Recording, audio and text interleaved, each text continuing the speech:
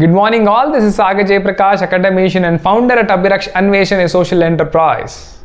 Revisit Yourself, a learning log, is a platform to share the daily experiences. I am here with a topic for today that is education is a system. Why education is a system? Shikshana ಒಂದು ವ್ಯವಸ್ಥೆ why? Shikshana ಒಂದು ವ್ಯವಸ್ಥೆ why?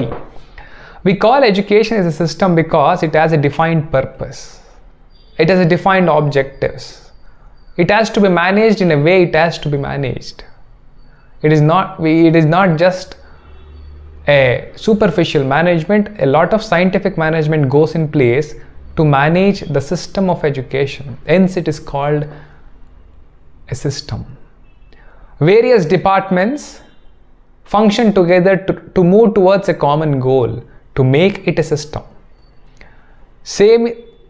Similarly, in education, various departments of the education, various wings of an institution work together to make or to move towards a common goal, Hence, it is a system. It can't function independently. Various procedures, various departments, various functionaries come together, operate together to achieve a common goal, and hence it is a system. Education has the ultimate goal of enabling an individual or a child to decide, to analyze, before which to observe, to understand, to analyze, and to frame a decision in the individual capacity without any influences or a stereotype or a prejudice. Education has this an ultimate objective. The ultimate objective of the education is to enable a child or an individual to frame its own decision in its individual capacity. For this, various departments of the education, various stakeholders of the education function together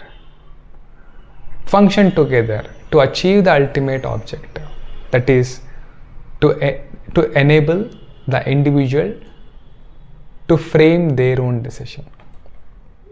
In this process of education, various phases come into place. Phases of what? Phases of the development of the child's decision making capacity. What exactly does it do is, it enables the child to understand what should be done, what should not be done, what is right and what is wrong from the perspective of the child. Developing the perspective in the child is the process, is the actual process.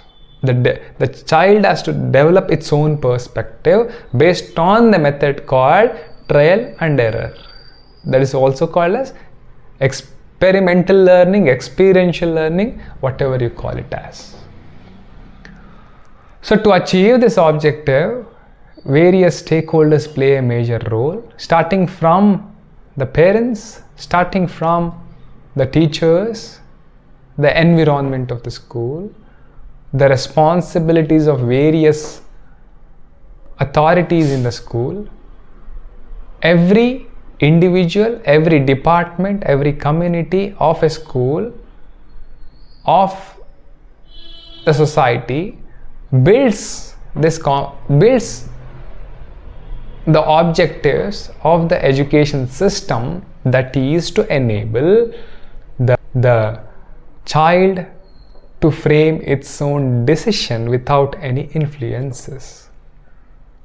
To achieve this common objective, it's not an individual, it cannot be done by an individual. We need a system. We need a process, we need a systematic procedure to be followed, because an individual attempt cannot make or nurture the mindset, or nurture the perspective, or nurture the emotional intelligence of a child. We need a system. It is a very great responsibility. It is a very larger phenomenon which has to be executed in a very systematic way, and hence education is a system.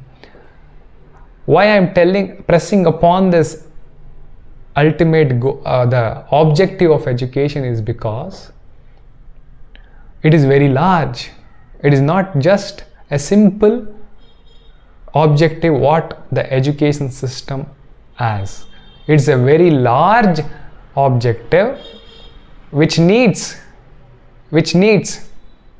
a large mass of efforts put by various stakeholders, and hence education should be systematic, and hence it is a system where various stakeholders take their roles to achieve the objective of the education system. Thank you. This is Sagar Jaiprakash, academician and founder at Abhiraksh Anveshan, a social enterprise. Good day.